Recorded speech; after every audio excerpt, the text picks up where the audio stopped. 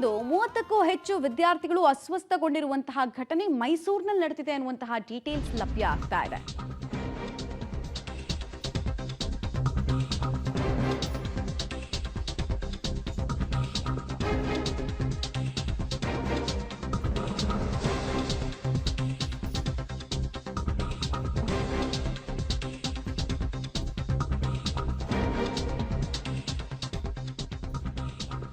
ಎರಡು ದಿನದ ನಂತರ ಕೇಕ್ ತಿಂದು ಮಕ್ಕಳು ಅಸ್ವಸ್ಥಗೊಂಡಿದ್ದಾರೆ. ಬೋಳನಹಳ್ಳಿಯ ಆಯುಷ್ಮಾನ್ ಆರೋಗ್ಯ ಕೇಂದ್ರದಲ್ಲಿ ಸದ್ಯಕ್ಕೆ ಅವರಿಗೆಲ್ಲ ಚಿಕಿತ್ಸೆಯನ್ನು ಕೊಡಲಾಗ್ತಾ ಇದೆ. ನ್ಯೂ ಇಯರ್ಗೆ ಕೇಕ್ ಕಟ್ ಮಾಡಿಸಿ ಉಳಿದ ಕೇಕ್ ಇತ್ತಲ್ಲ, ಅದನ್ನ ವಿದ್ಯಾರ್ಥಿಗಳಿಗೆ ಹಂಚೋ ಕೆಲಸ ಆಗಿರುತ್ತೆ.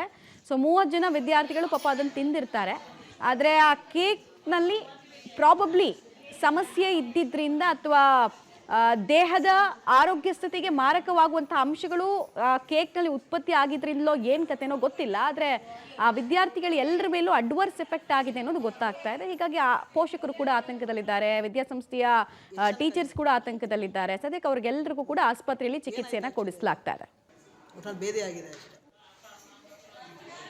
ಆಮೇಲೆ ಇನ್ನೊಂದು ಅಪ್ಡೇಟ್ ಏನಂತ ಹೇಳಿದ್ರೆ, ಇಷ್ಟು ಜನ 30 ಜನ ವಿದ್ಯಾರ್ಥಿಗಳಿದ್ರಲ್ಲ, ಸೊ ಅವರೆಲ್ಲರೂ ಕೂಡ ಪ್ರಾಣಾಪಾಯದಿಂದ ಪಾರಾಗಿದ್ದಾರೆ ಅನ್ನೋದು ತಾತ್ಕಾಲಿಕ ರಿಲೀಫ್ ನೋಡ್ತಾ ಇರುವಂತಹ ವಿಚಾರ. ಬಟ್ ಇವರಿಗೆಲ್ಲ ಕೇಕ್ ಹೆಂಗೆ ಸಿಕ್ತು, ಏನು ಕತೆ, ಆ ಕೇಕ್ನ ವ್ಯಾಲಿಡಿಟಿ ಏನು, ಅವಧಿ ಏನಿತ್ತು, ಸರಿಯಾಗಿ ಅದನ್ನು ಸ್ಟೋರ್ ಮಾಡೋ ಕೆಲಸ ಆಗಿರಲಿಲ್ವಾ, ಎಲ್ಲ ಪ್ರಶ್ನೆಗಳು ಕೂಡ ಇದೆ. ಮತ್ತು ಲ್ಯಾಬ್ಗೆ ಆ ಸ್ಯಾಂಪಲ್ಗಳನ್ನು ಕಳಿಸ್ಬೇಕಾಗತ್ತೆ, ಕಳಿಸಿದಾರಾ ಏನು ಕತೆ ಅನ್ನೋದ್ರ ಮಾಹಿತಿ ಕೂಡ ನಮಗೆ ಮುಂದಿನ ಹಂತದಲ್ಲಿ ಸಿಗ್ತಾ ಹೋಗುತ್ತೆ.